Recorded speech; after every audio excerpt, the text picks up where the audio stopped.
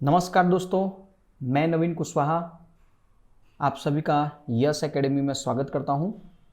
दोस्तों, सिंधु घाटी सभ्यता का पूरा लेक्चर 4 पार्ट में विथ क्वेश्चन आंसर हम आपको पढ़ा दिए हैं।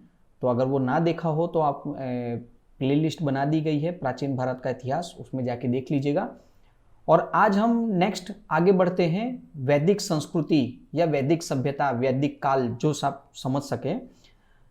दोस्तों, इतिहास की शुरुआत इसी तरह होती है। सिंधु घाटी सभ्यता के बाद वैदिक संस्कृति आती है, तो उसके बारे में हम डिटेल्स में पढ़ते हैं। अब वैदिक सभ्यता या वैदिक संस्कृति में 2 भागों में हम बांटते हैं, पूर्व वैदिक काल और उत्तर वैदिक काल।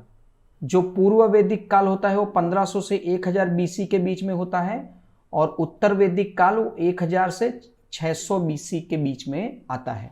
ठीक है, तो आज हम वैदिक काल में आपको बता दिया जाए कि वैदिक काल का 2 पार्ट में हम पढ़ेंगे, पूर्व वैदिक काल और उत्तर वैदिक काल। तो आज हम इस लेक्चर में पूर्व वैदिक काल पढ़ेंगे। जब वैदिक काल का पार्ट 2 आएगा तो उसमें हम उत्तर वैदिक काल पढ़ेंगे, और लास्ट में एक अलग से हम पूर्व और उत्तर का दोनों का क्वेश्चन आंसर का एक वीडियो बनाएंगे, जो आप आराम से समझ सकते हैं कि पीसीएस लेवल से लेके पेट लेवल तक का जितना भी पेपर आता है, क्लास 3 लेवल तक, सब में आपको काम आएगा। ठीक है दोस्तों, तो आज हम जो पढ़ने जा रहे हैं वो पूर्व वैदिक काल, या उसे ऋग वैदिक काल भी कह सकते हैं। तो पूर्व वैदिक काल के बारे में जरा समझते हैं कि पूर्व वैदिक काल एकमात्र स्रोत कहां से मिला है, तो ऋग वेद से हमें मिला है पूर्व वैदिक काल के बारे में।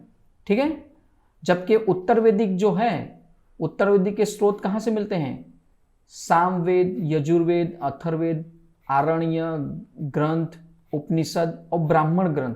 मतलब जितने भी हमारे वेद हैं, ग्रंथ हैं, उपनिषद हैं, ये सभी जगह से उत्तर वैदिक काल के स्रोत हमें मिलते हैं। तो आज हम शुरू करने जा रहे हैं पूर्व वैदिक काल, ये पूर्व वैदिक काल। ठीक है दोस्तों, तो पूर्व वैदिक काल के बारे में जरा जान लेते हैं।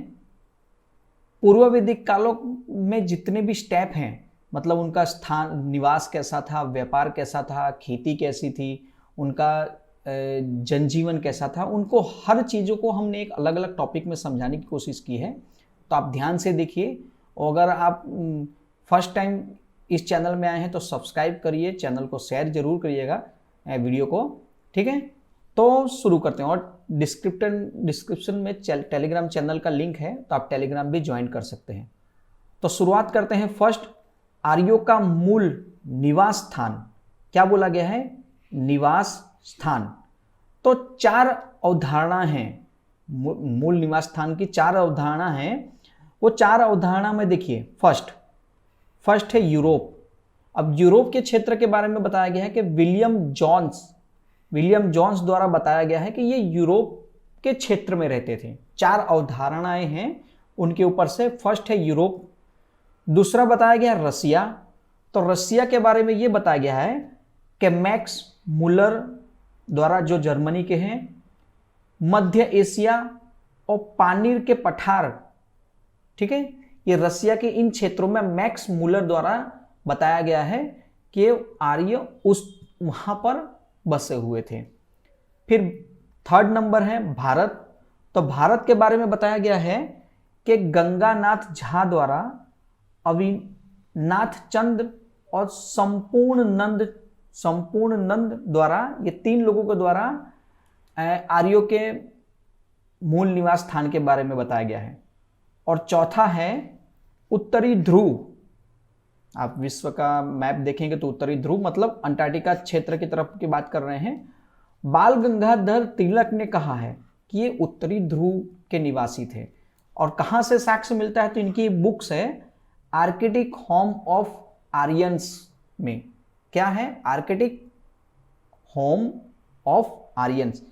इन 4 जगहों, 4 तरह की अवधारणा मिल रही है कि आर्यों, जो आर्य थे, वो कहाँ कहाँ बसे होंगे। यह अपने अपने तरह से बताया गया है। और इनके ऊपर से सवाल भी पूछा जा सकता है कि विलियम जॉन्स ने आर्यों को के निवास स्थान के बारे में क्या बताया है, तो यूरोप के रहवासी हैं, ऐसा बताया है। ठीक है, अब आगे देखते हैं प्रमुख तथ्य। तो इनके बारे में जो प्रमुख तथ्य हैं वो जरा जान लेते हैं। आर्य भारत में कई शाखा में आए हैं। देखिए क्या बोला गया है कि आर्य जो हैं वो भारत में कई शाखाओं में आए हैं और भाषा संस्कृत बोलते थे। तो आपसे एक क्वेश्चन पूछ लिया जाए कि क्वेश्चन है कि आर्य जो भारत आए थे वो कौन सी भाषा बोलते थे, तो याद रखिएगा संस्कृत। ठीक है, भारोपीय वर्ग की भाषा है भारत प्लस यूरोप, मतलब भारत और यूरोप का समन्वय करके भारोपीय नाम दिया गया है। भारोपीय वर्ग की भाषा है ऐसा। ठीक है, आर्यों की पहचान एक भाषाई वर्ग थी, ना कि जाति। ठीक है, जो आर्य थे वो एक भाषाई वर्ग से पहचाना जाता है, उन्हें जाति के हिसाब से पहचाना जाता नहीं है। ठीक है, याद रखिएगा आर्यों को एक भाषा के हिसाब से पहचानते हैं, ना कि जाति के हिसाब से। फिर आर्य, अब ये आर्य का मतलब क्या होता है, तो आर्य का मतलब होता है श्रेष्ठ या विद्वान। आर्य को श्रेष्ठ अथवा विद्वान कहा जाता है। आर्यों ने ऋग्वेद की रचना की है। क्या लिखा गया है, आर्यों ने ऋग्वेद की रचना की है, एक याद रखिएगा। ठीक है, फिर आगे है सप्त संधव क्षेत्र की रचना की। क्या बोला गया है, सप्त संधव क्षेत्र की रचना की है। कैसे, सिंधु प्लस सहायक नदी जो पंजाब में है, तो सप्त संधव क्षेत्र की रचना की है, इन्होंने ही की थी, ये याद रखिएगा। इसके पहले हमने देखा है कि सिंधु घाटी सभ्यता में सिंधु और सिंधु के सहायक नदियों के किनारे बसे थे। ठीक है, सिंधु घाटी सभ्यता, लेकिन सप्त संधव क्षेत्र की रचना जो की है तो वो आर्यों ने की है, आर्य ने की है, ये याद रखिएगा। ठीक है, आगे देखते हैं कि नदी सूक्त। ये नदी सूक्त क्या है, कई बार सवाल में पूछा जा चुका है नदी सूक्त। तो देखिए 10वें मंडल में नदी सूक्त का उपयोग हुआ है, नदी सूक्त। ठीक है, और इस नदी सूक्त में 19 नदियों का उपयोग हुआ है। कितनी, 19 नदियों के नाम हैं।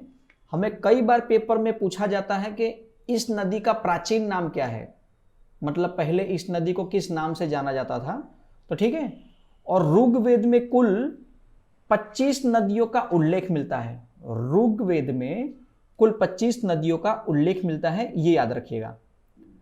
ठीक है दोस्तों, ये PCS level, IAS PCS level से आप जितने भी पेपर दे सकते हैं वन डे एग्जाम में, सभी में ये काम आता है चैप्टर्स, याद रखिएगा।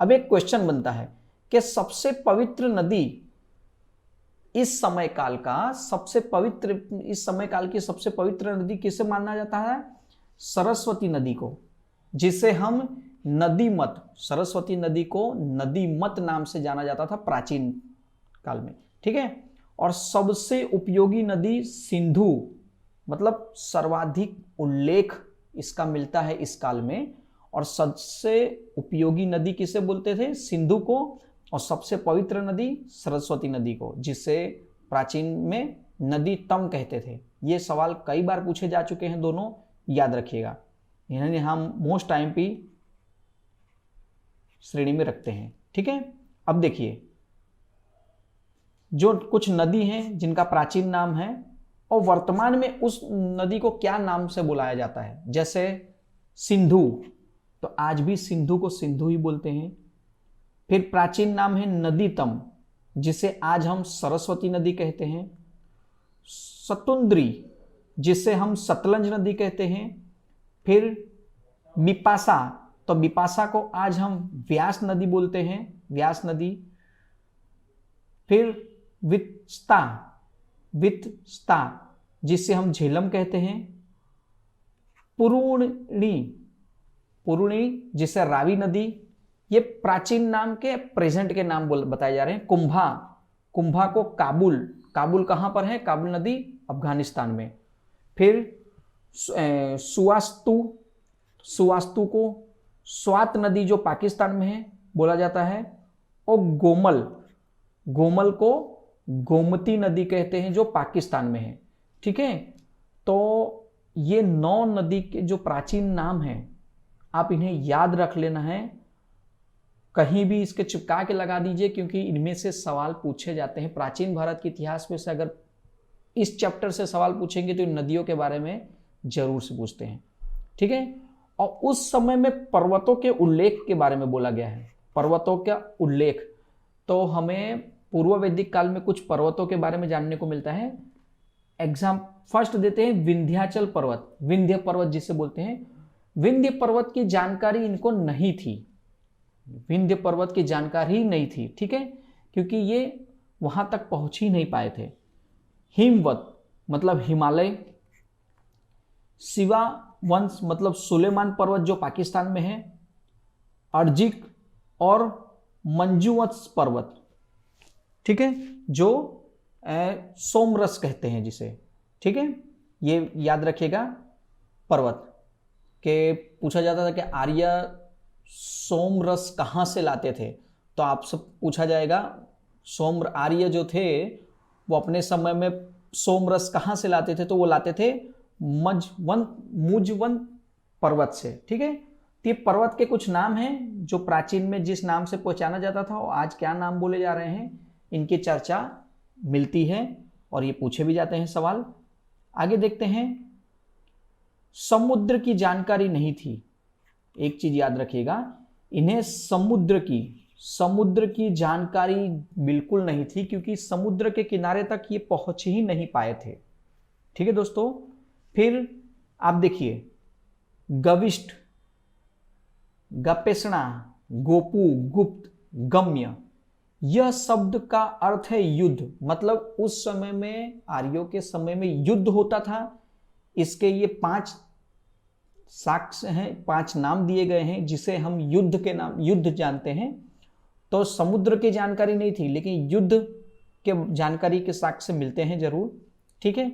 अब इनका जीवन कैसा था, देखिए जीवन के बारे में बताएं तो चरवाहा अथवा चरवाहा था, अर्धयावर, घुमक्कड़ या अस्थाई जीवन इनका ये देखने को मिलता है।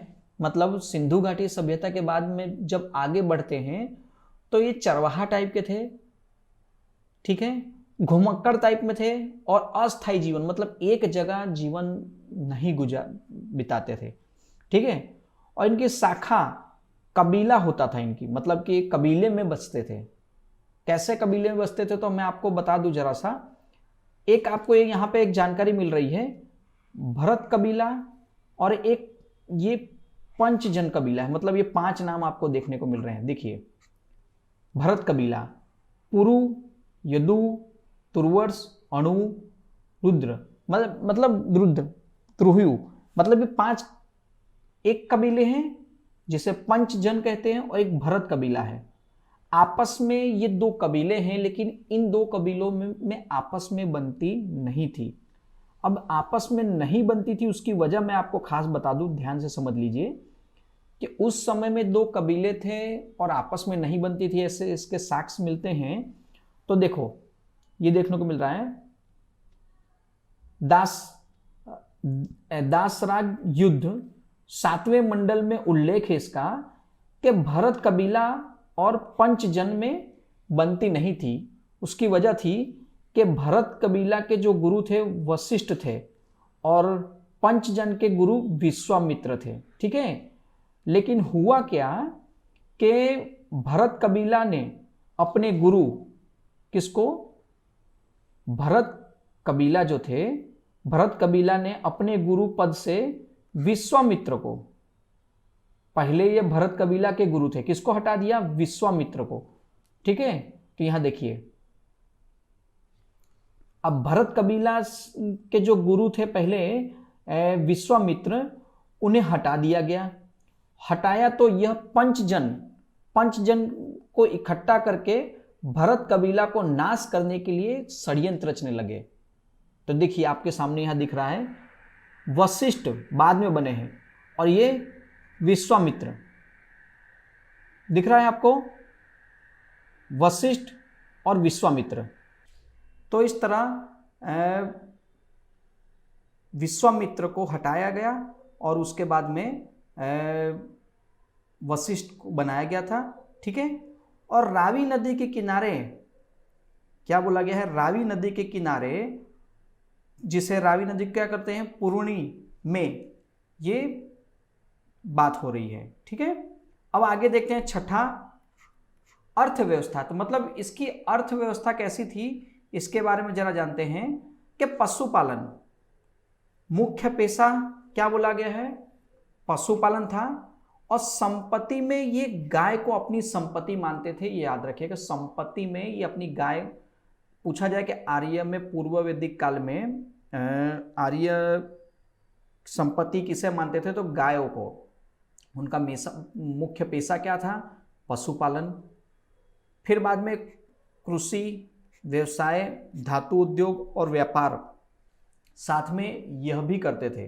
ठीक है, पशुपालन की बात करें तो देखिए, पशुपालन में मुख्य पेशा था, पशु संपत्ति थी इनकी, और मुख्य प्रमुख पशु गाय थी। गोमती, गोमती का अर्थ क्या पूछा गया है, तो आपसे अगर पूछा जाए कि गोमती किसे कहते थे, तो गोमती कबीले का जो राजा है उसे गोमती कहते थे।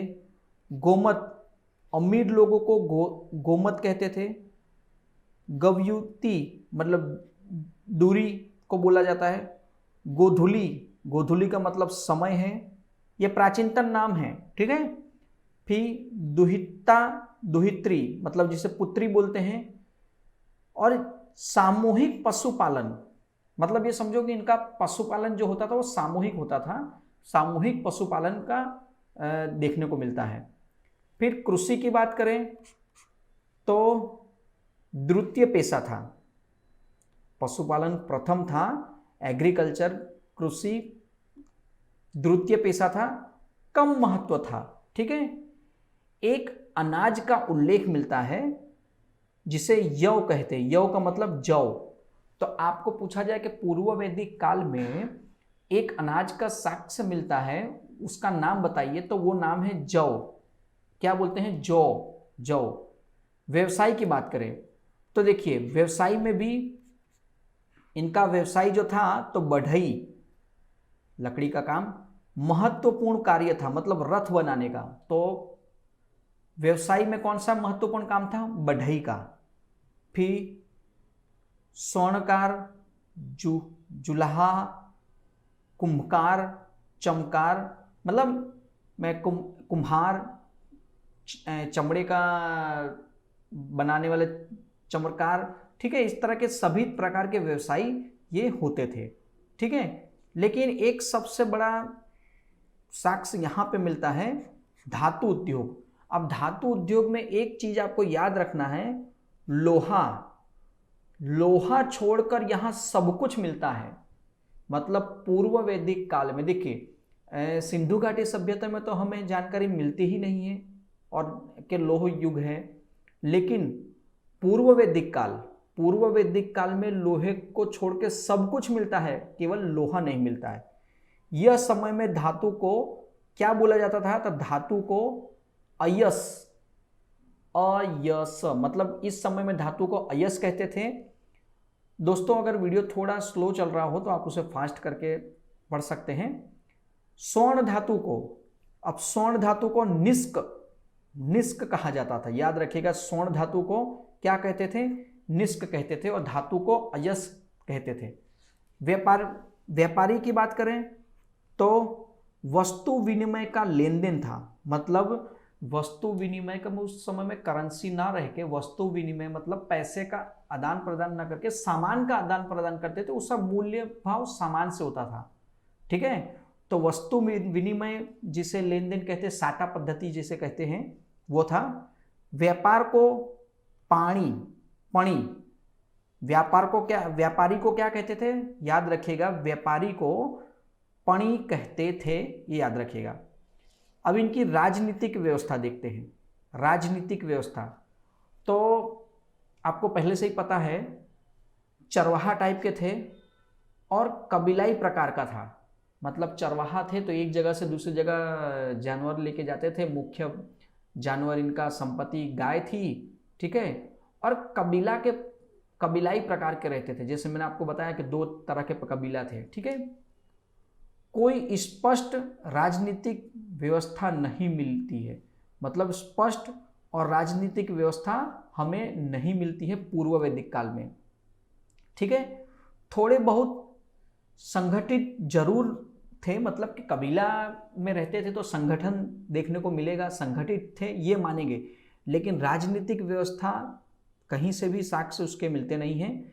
राजनीतिक या प्रशासनिक इकाई देखने को मिलती है लेकिन कुछ खास नहीं। जैसे सबसे बड़ी की बात करें, जन का मतलब राजन, विस्पति, गांव का मतलब ग्रामीण, ये एक नाम था, ठीक है, ये हमें सबसे मिलता है।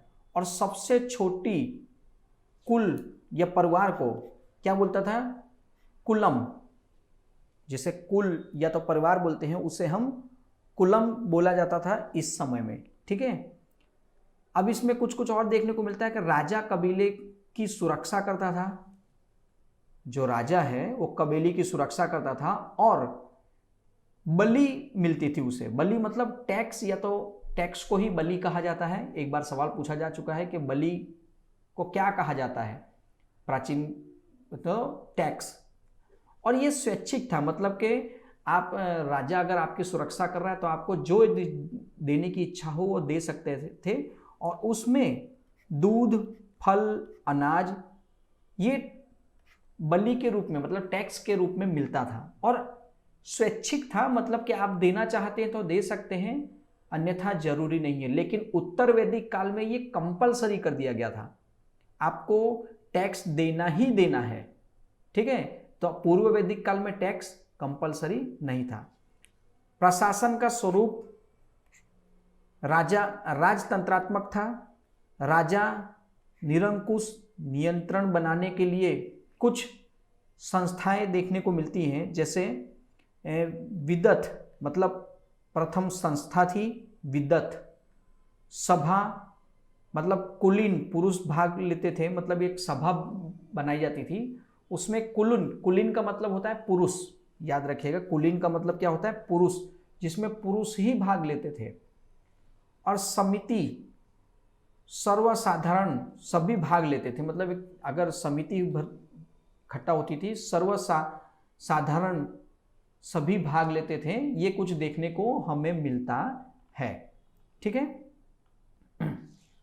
अब एक ये सवाल पूछा जा चुका है, हम इसे मोस्ट आईएमपी कहेंगे।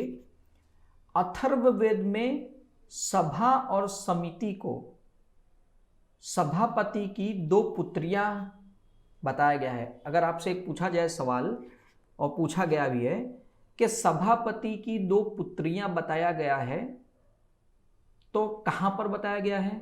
पूर्व वैदिक काल में, वैदिक काल में, पूर्व वैदिक काल में। किनके बारे में है? तो सभा और समिति को सभापति की 2 पुत्रियां बताई गई हैं, ये याद रखिएगा, ये पूछा गया है सवाल, ठीक है दोस्तों। आगे देखते हैं सामाजिक व्यवस्था। अब इस समय में सामाजिक व्यवस्था कैसी थी? तो इस समय में सामाजिक संरचना कर्म प्रधान थी। कैसी थी? कर्म प्रधान थी, ना के जाति प्रधान। काम के ऊपर था डिपेंड, तो कर्म प्रधान थी, ना के जाति प्रधान, ये याद रखिएगा। ऋग्वेद के 10वें मंडल में पुरुष सूक्त है, ये बताया गया है। वर्ण व्यवस्था का साक्ष्य मिलता है। वर्ण व्यवस्था कितनी थी? 4, ब्राह्मण, क्षत्रिय, वैश्य, शूद्र, ठीक है, ये आपको दिखाया गया। समाज 4 भागों में बटा था, यह बताता है 10वां मंडल, ठीक है। ऋग्वेद के 10वें मंडल में बताया गया है कि समाज 4 भागों में बटा हुआ था, जो जिसे ब्राह्मण, फिर बाद में क्षत्रिय आते हैं, उसके बाद में वैश्य आते हैं, बाद में शूद्र आते हैं, ठीक है। समाज का स्वरूप पितृसत्तात्मक था। पितृसत्तात्मक था मतलब कि पितृसत्तात्मक मतलब पुरुष प्रधान था, एक तरह से हम आपको सीधा सीधा बता दें।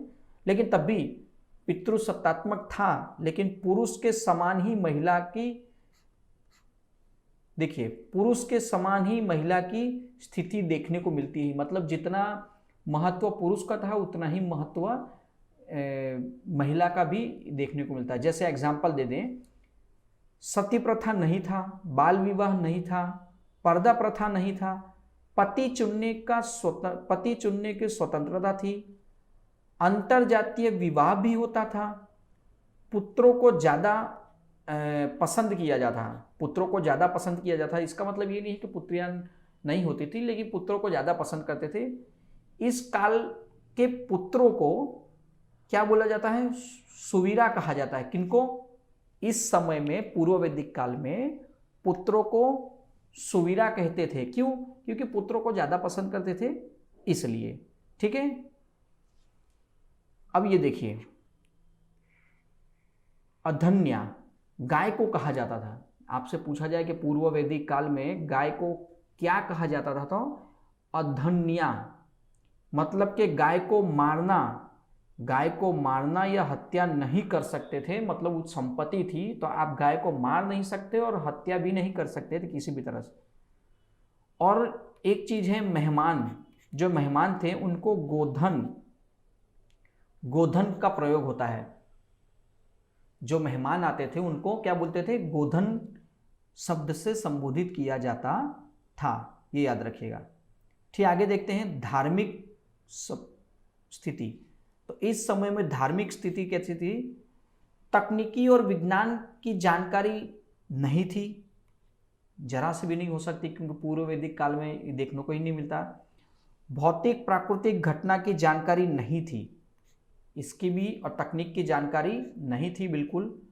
स्थायी जीवन नहीं था, इसलिए कुछ इस तरह का देखने को नहीं मिलता है। धर्म की बात करें तो बहुदेववाद था, प्रकृतिवादी धर्म था, और पुरुष प्रधान देवमंडल था। ठीक है, पुरुष प्रधान। देखिए, पुरुष प्रधान था जरूर, लेकिन महिला और पुरुष को समान माना जाता था। इस समय की बात कर रहे हैं। ठीक है, आगे देखते हैं। एक विद्वान है यास्क। इन यास्क जी ने कहा है वैदिक देवमंडल को 3 भागों में बांटा गया है। 3 भाग क्या है? तो देखिए, ये 3 भाग हैं, आकाश के देवता, अंतरिक्ष के देवता और पृथ्वी के देवता।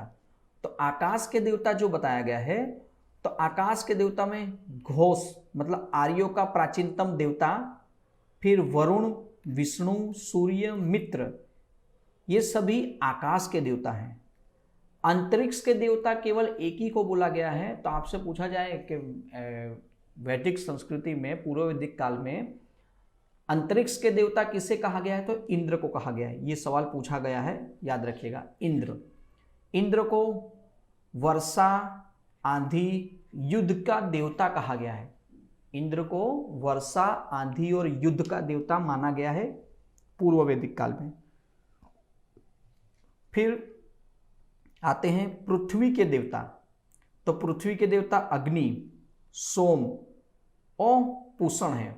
अब अग्नि मनुष्य और अंतरिक्ष के देवता के बीच का समन्वय के लिए अग्नि माना गया है। ठीक है, ये हम आगे पढ़ेंगे, उत्तर वैदिक काल में आपको ये पूरा जानकारी मिलेगी। ठीक है, आगे देखते हैं। ये आपको समझ में आ गया होगा कि एक विद्वान थे, ये विद्वानों ने कहा है कि यास्क, एक विद्वान थे जिनका नाम था यास्क, वैदिक देवमंडल को 3 भागों में बांटा है, आकाश के देवता, अंतरिक्ष के देवता, पृथ्वी के देवता। ठीक है, आगे ऋग्वेद में इंद्र का सबसे ज्यादा उल्लेख हुआ है। कितनी बार? 250 बार। एक सीधा सवाल अगर आपसे बन जाए कि ऋग्वेद में इंद्र को कितनी बार संबोधित किया गया है, तो 250 बार, 250 टाइम। इंद्र के अन्य नाम हैं पुरंदर, परभीत, अचसुजी, सपार्तक, तोनन, वज्रबाहु, ये इंद्र के अन्य नाम हैं। फिर अग्नि के बारे में देखिए, हम आपको बता रहे थे अभी थोड़ी। अग्नि दूसरा सबसे महत्वपूर्ण देवता है। कौन? अग्नि सबसे महत्वपूर्ण देवता है, उसका उल्लेख 200 बार हुआ है। अग्नि का मध्यस्थ की भूमिका निभाती है। अग्नि मध्यस्थ की भूमिका कैसे निभाती है? मानव और देवता के बीच अग्नि परस्पर भूमिका निभा रही है मध्यस्थ की। मतलब मानव का देवता से अगर मिलाप करवाना है, किसी भी तरह कोई बात पहुंचानी है, तो हवन करके या कुछ भी समझ लो, अग्नि ही मेन चीज थी। ठीक है दोस्तों, तो ये याद रखिएगा। आगे देखते हैं, वरुण तीसरा महत्वपूर्ण देवता, वरुण। ठीक है, अब इस वरुण का क्या मतलब, ऋतु मतलब प्राकृतिक नियम और नैतिक नियम का देवता था। क्वेश्चन एक पूछा गया है, कौन एक वैदिक देवता था जो स्वर्ग में 1000 खंभों वाले महल में रहता था। एक सवाल पूछा गया है कि स्वर्ग में 1000 खंभों वाले महल में कौन रहता है, तो वो रहता है वरुण। याद रखिएगा, वरुण। ठीक है, फिर एक है एक देवता है पुषण, जो पुषण को क्या बोला जाता है, पशुओं का देवता। तो पुषण को पशुओं का देवता कहा जाता है। ठीक है दोस्तों, तो आज हमने पूर्व वैदिक काल में पूर्व वैदिक काल पढ़ा है अच्छी तरह से, जिसमें से कई सारे सवाल बनते हैं। हम आज इस पूर्व वैदिक काल के ऊपर से लास्ट में जब वीडियो कंप्लीट हो जाएगा तब हम क्वेश्चन आंसर आपको बताएंगे एक नया वीडियो में। ठीक है दोस्तों, अगर वीडियो अच्छा लगा हो तो लाइक शेयर सब्सक्राइब करिएगा, और जल्दी ही आपको उत्तर वैदिक काल का वीडियो इसके बाद में मिलेगा। नमस्कार।